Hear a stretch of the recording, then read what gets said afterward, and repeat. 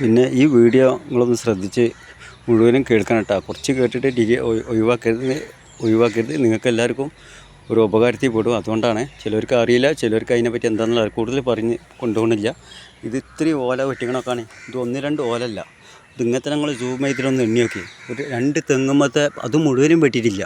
2 തെങ്ങുമ്മത്തെ ഓലയാണ് ഒരു 10-50 ഓല ഉണ്ടാവും. ഇത് ഞാൻ പറയാനുള്ള കാരണം, നിങ്ങളെ വീട്ടിൽ ഓരോരുത്തർ പറമ്പിൽ ചിലവർ പറഞ്ഞാണ് ഇവിടെ തെങ്ങുമ്മ ഇളനീം കായ്ക്കണില്ല, എന്താണ് സംഭവം എന്ന് അറിയണില്ല.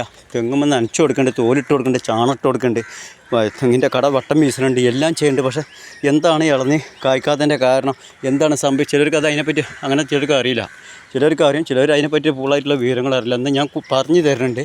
ഇപ്പോൾ ഈ തെങ്ങിൻ്റെ മുകളിൽ കാണാണ്ട് നിങ്ങൾക്ക്, ആ തെങ്ങിൻ്റെ മുകളിൽ അത്രയും ഓല വെട്ടി. ഈ ഓല വെട്ട ജനങ്ങൾ നടന്നു പോകുന്നുണ്ട്, ആൾക്കാരെ തലമുകൾ വീഴാതിരിക്കാനും അങ്ങനെ പല അപകടങ്ങളും. ഇനി മഴയാണ് വരാൻ പോകുന്നത്. അപ്പോൾ ഉണങ്ങിയ അവിടെ ആൾക്കാർ വാക്കിങ്ങിന് ഇങ്ങനെ രാവിലെ കറങ്ങിക്കൊണ്ടിരിക്കുന്ന സ്ഥലങ്ങളത് കണ്ടില്ലേ. അപ്പോൾ ഞാനിത് പറയാനുള്ള കാരണം, അങ്ങനെ നിങ്ങളെ വീട്ടിൽ പറമ്പിൽ തെങ്ങുമ്മ തേങ്ങ നഷ്ടപ്പെടുകയെന്നുണ്ടെങ്കിൽ കാണാതാവുമ്പോൾ നിങ്ങൾ ചെയ്യേണ്ടത് ഇതാ സംഭവം പറഞ്ഞുതരാം. ഇത് കണ്ടില്ല നിങ്ങൾ, ഇതെന്താ അറിയോ? ഇതാ ഒന്നുകൂടി കാണിച്ചു തരാം. ഇതാ ഒന്നുകൂടി ഇതാ കണ്ടില്ല നിങ്ങൾ, ഇതെന്താ സംഭവം എന്നുള്ളത്.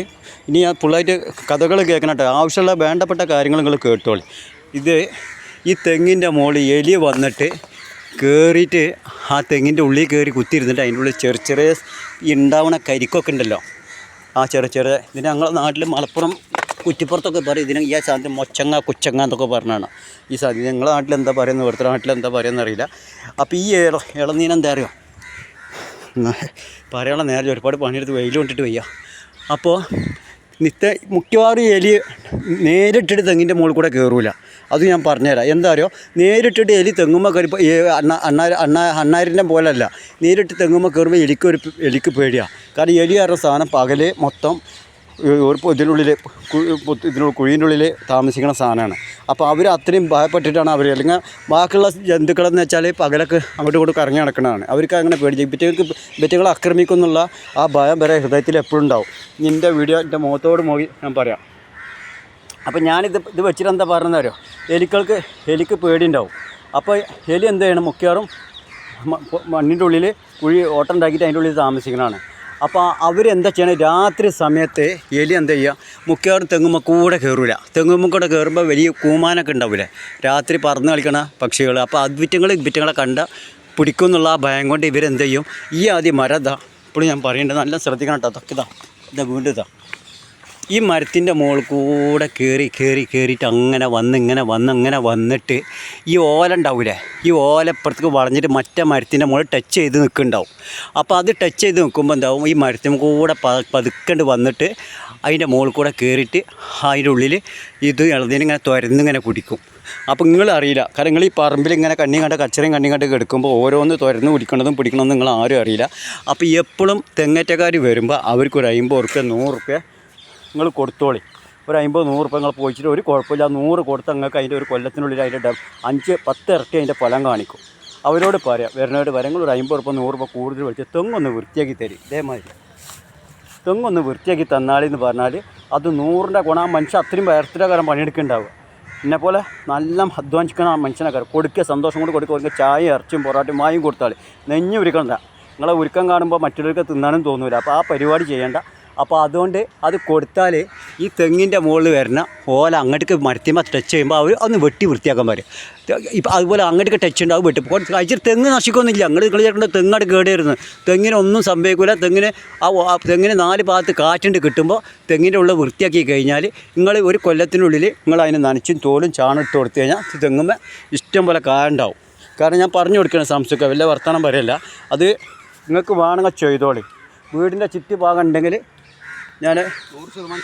ഞാൻ അതാണ് നിങ്ങളോട് പറയാം. നിങ്ങൾക്ക് ഇതിനെപ്പറ്റി ഇതിൻ്റെ മോൾ 7 വയസ്സിൽ വന്നിട്ട് 40 കൊല്ലമായിട്ട് ഇതിൻ്റെ മോൾ മുടിയാളയാണ്. അതുകൊണ്ട് ആ മുടിയാളതിനോണ്ടാണ് ഞാൻ നിങ്ങളോട് പറഞ്ഞത്, നിങ്ങളെ ഓരോ വീട്ടിൽ നിങ്ങൾ ഓരോ മുതലുണ്ടെങ്കിൽ അത് നശിപ്പിക്കാൻ നിൽക്കേണ്ട. അത്രയും പഴയ കാലത്ത് ഓരോരുത്തരും നോക്കി കൊണ്ടിടക്കണം. അപ്പോൾ തന്തിയും തള്ളാർക്ക് ഇതിൻ്റെ വേദന അറിയുള്ളൂ. ഇപ്പോഴത്തെ മക്കൾക്ക് അറിയില്ല, കണ്ണി ചോക്കുമ്പോൾ കണ്ണിൻ്റെ വേദന അറിയും, അത് നിങ്ങൾക്ക് അറിയില്ല. അപ്പോൾ അത് ആ തന്തിയും തള്ളാർ അങ്ങനെ ഭൂമി ഊണുമില്ല ഉറക്കമില്ലാതെ പറമ്പിൽ 150 പണിയെടുത്തിട്ട് അവർ ഇവിടെ നേരത്തെ ഭക്ഷണം കഴിച്ചിട്ട് പിന്നെയും പോയിട്ട് പറമ്പിൽ പോയിട്ട് നനച്ചു കൊടുക്കുകയാണ്. അത് ഉണ്ടാക്കണമൊക്കെ മക്കൾക്ക്. അല്ല അവർക്കൊരു ഉപകാരമില്ല. അവർ വയസ്സാകുമ്പോൾ നിങ്ങൾ അവരെ തച്ചുമില്ല. അവരെ തച്ചുകൊല്ലാണ്. തന്ത്രി തള്ളി നോക്കാനുള്ള നേരമല്ല. കാരണം ഇന്ന് വിദ്യാഭ്യാസം കൂടുകയാണ്. വിദ്യാഭ്യാസം പഠിപ്പും കൂടുമ്പോൾ മക്കൾ ആ ലെവലിലേക്കാണ് ചിന്തിക്കണേ. ഭൂമിയുടെ അടിക്ക് ചിന്തിക്കാനുള്ള നേരമില്ല. കാരണം മോളിക്ക് എങ്ങനെയും കയറാൻ പറ്റുമെന്ന്. അവസാനം എവിടെയും ഭൂമിയിൽ നിന്ന് ഇവിടെ നിന്നുകൊണ്ട് ഇളക്കിയാൽ മതി.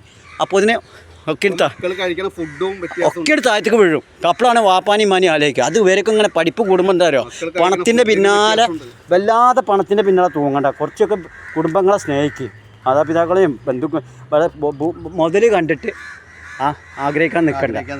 മുതലുകൊണ്ടൊന്നും ആകില്ല. മുതൽ പണം ഇഷ്ടം പോലെ ഉണ്ടായിട്ട് കാര്യമില്ല. കുറച്ചൊക്കെ ഒരു സമാധാനം വേണം, കുടുംബ ബന്ധങ്ങൾ വേണം, മനസ്സമാധാനം വേണം.